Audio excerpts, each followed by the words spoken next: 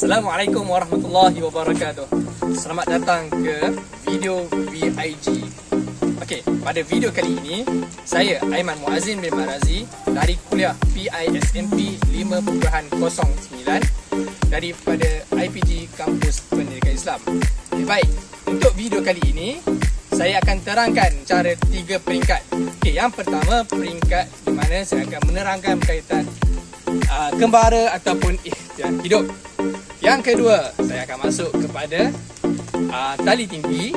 Dan video yang ketiga, saya akan masuk kepada water confident. Okey, baik.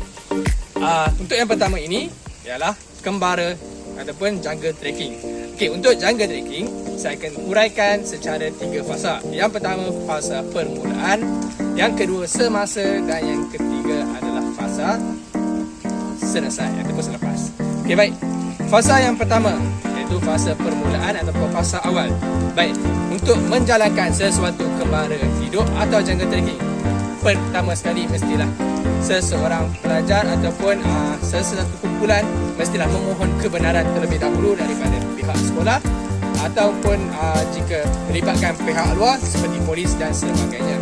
Baik, yang kedua, sebelum kita memulakan, perkara yang paling penting adalah peralatan dan lokasi. Baik, jika memerlukan peralatan, pastikan peralatan yang dipilih sesuai, selamat dan juga mencukupi. Seterusnya, lokasi.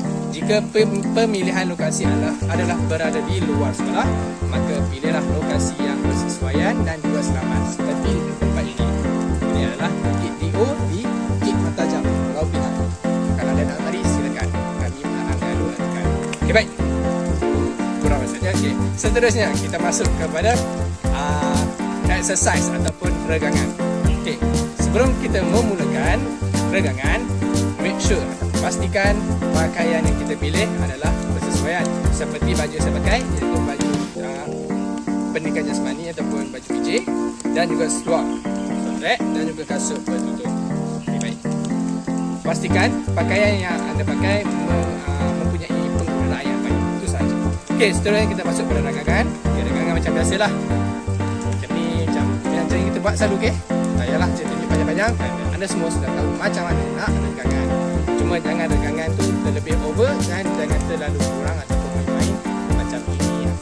Okey, make sure buat betul-betul supaya masa kita jaga trekking nanti tidak sakit dan juga tidak cedera. Okey, selesai untuk fasa yang pertama. Seterusnya kita masuk pada fasa yang kedua iaitu semasa. Okey, baik. Fasa semasa. Okey, sebelum kita nak bergerak, jika kita bergerak dalam kumpulan ataupun pasukan ataupun secara berpasangan, make sure pasangan ataupun kumpulan kita berada dalam sentiasa dengan kita.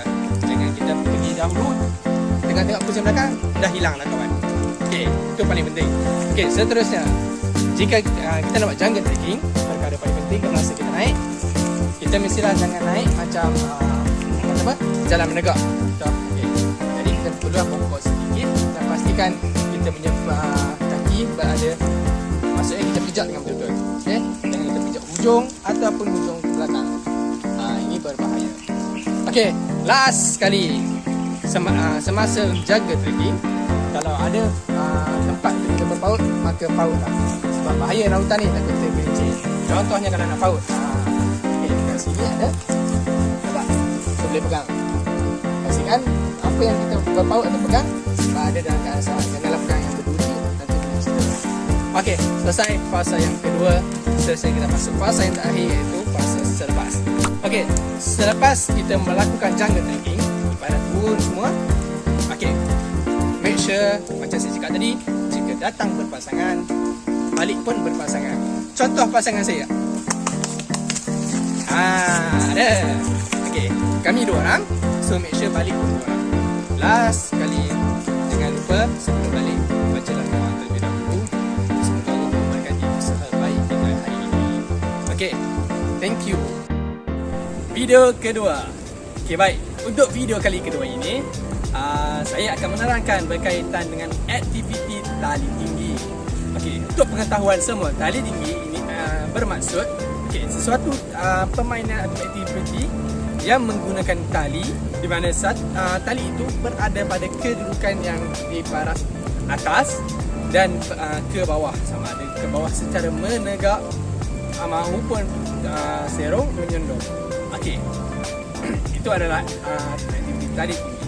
Okey, dalam aktiviti tali tinggi ini perkara asas adalah tali dan juga beberapa peralatan keselamatan yang lain seperti glove, helmet, carabiner dan sebagainya. Baik. Okey, baik. Sebelum saya menerangkan dengan lebih lanjut, okey, ayo sama-sama kita lihat terhadap tujuan dan matlamat tali tinggi. Okey, tujuan dan matlamat okey. Objektif tali tinggi adalah untuk memberi bantuan kepada mangsa yang mendapat kecederaan ataupun kematian yang berada pada kedudukan di atas untuk menuruni ke bawah, sama ada secara abseiling maupun secara flying fox dan sebagainya. Okey, tujuan tali tinggi yang pertama untuk memberi kekuatan fizikal dan mental terhadap peserta. Seterusnya, memberi keyakinan diri yang tinggi dan juga memberikan pengalaman yang baru serta memberi kepuasan kepada diri. Bagaimana macam itu?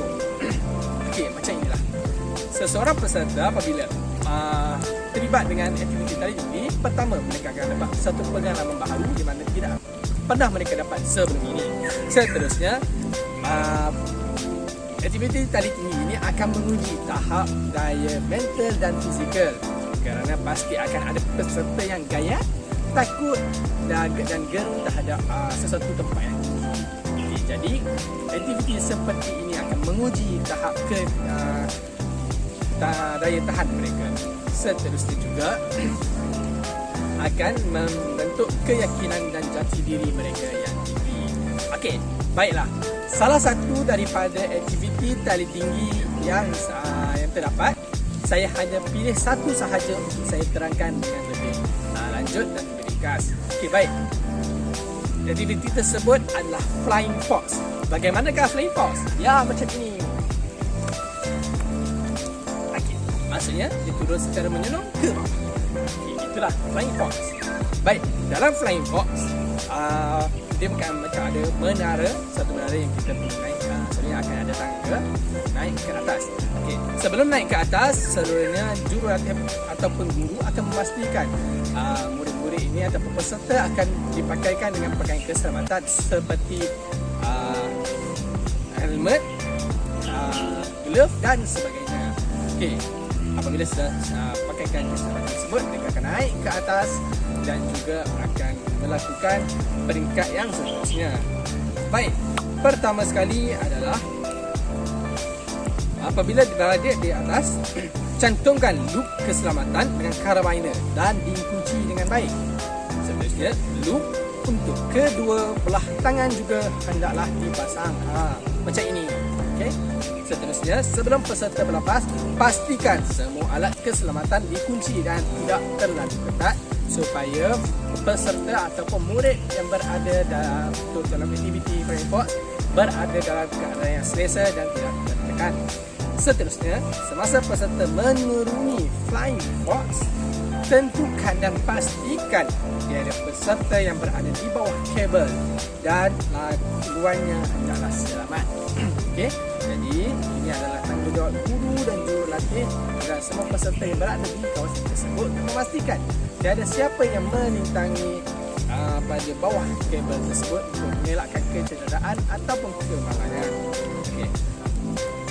Sebagai guru, kita hendaklah membuat pemeriksaan terakhir dan pastikan para peserta ataupun murid kita berada dalam keadaan selamat sebelum dilepaskan di atas kabel, kerana untuk mengelakkan kemalangan ataupun kecederaan yang serius ataupun kematian. Nauzubillah min zalik. Okey, jadi dalam aktiviti ini sangat menguji ketahanan daya mental, fizikal dan juga keyakinan diri. Okay. Selesai untuk video kedua, ayo kita lihat ke video yang ketiga. Video yang ketiga. Okey, untuk video yang ketiga kita akan masuk kepada water confidence. Apa maksud water confidence? Semua mesti pandai English. So semua tahu water confidence maksud keyakinan di atas air. Okey, sebelum kita membuat water confident, perkara yang paling penting adalah kita memerlukan life jacket. Disebabkan saya berada di kawasan yang berbukit, tiada sungai, tiada kolam ataupun tiada tempat untuk saya mendapatkan life jacket, saya ada alternatif lain, iaitu tunggu sekejap.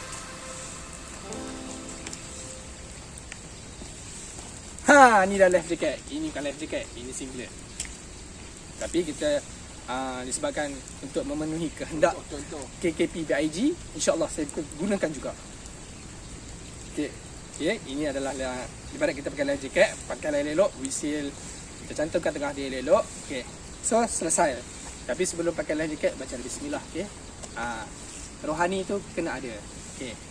Kita dah pakai life jacket. Okey. Apabila dah siap pakai life jacket, ikut arahan pegawai ataupun jurulatih. Okey, sebelum kita turun ke air, kita akan buat di darat dahulu. Okey, perkara pertama, berdiri tegak, kemudian baring. Okey, baring. Tidur. Okey, first letak tangan, buka, angkat, buka. Lepas tu kita akan buat macam mana kita berada di air, kita akan buat macam tu.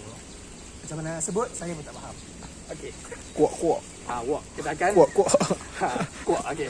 Itulah cara dia. Okey. Jadi bila kita dah buat apungan di darat, maka kita akan pergi ke air. Okey. First step apabila kita dah nak buat apungan di air, perkara pertama adalah kita akan pergi dekat air. Contohlah ni air Walaupun tak ada air, tolong bayangkan ini air. Tolong bayang. Okey. Okey. Contohlah ini air. Yang pertama sekali, basahkan tangan dahulu, ambil lepas tu basahkan muka supaya kita ada rasa air tu, supaya bila kita kena air kita tak rasa takut ataupun gerun. Okay, tu first. Second, kita cuba masuk perlahan-lahan ke dalam air. Okay, di sini saya lupa nak nyatakan sesuatu, iaitu buka kasut dulu sebelum masuk air. Jangan kita rendam kasut ini. Okay, kasut mahal, so hargai sesuatu pemberian yang Allah bagi ataupun mak ayah bagi. Jangan sesakan. Okey. So dah selesai masuk pelan-pelan. Okey, bila dah masuk pelan-pelan, kita main-main dulu dengan air supaya kita dah seberani. Bila dah berani, seterusnya kita masuk kemudian ke dalam lagi. Okey, yang ketiga step dia, ni kita pakai life jacket. So kita duduk dalam air dalam kedudukan kaki kita tidak sampai ke tanah. Okey, kita cuba apungkan. Step yang keempat, kita cuba baringkan. Okey, macam ni saya tak baringkan lah. Okey, cuba apungkan diri. Okey, bila dah berjaya apungkan diri saya perlahan-lahan, kita duduk secara beramai-ramai, pegang tangan. Okey, kita cuba ke kawasan yang lebih dalam. Okey, yang tu kita akan bersama-sama ramai-ramai. Last kali, apabila semua dah complete, dah berjaya, kita apungkan diri seorang diri dengan pemantauan jurulatih. Okey, acah-acah macam ni lah.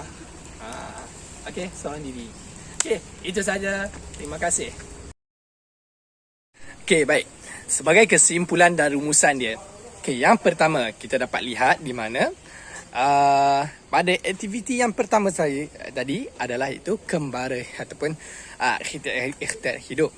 Pertama, daya tahan fizikal dan mental, di mana murid ataupun peserta perlulah menjaga dia punya fizikal dan mental untuk kuat dan tahan sehingga habis ataupun ke hujung aktiviti tersebut. Maksudnya sehingga ke atas dan turun balik. Aktiviti yang kedua, tali tinggi, di mana setiap peserta dan murid akan mendapat satu pengalaman yang baru. Jadi mereka perlulah yakin pada diri sendiri.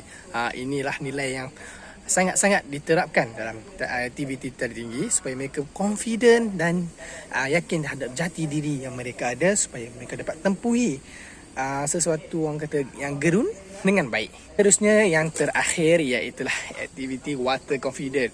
Water confident ini akan mendidik para peserta untuk yakin terhadap diri sendiri, hargai pemberian, iaitu seperti tadi kasut jangan pakai, kemudian keselamatan dan patuh terhadap arahan jurulatih itu adalah kunci untuk segalanya. Itu sahaja. Terima kasih. Assalamualaikum warahmatullahi wabarakatuh.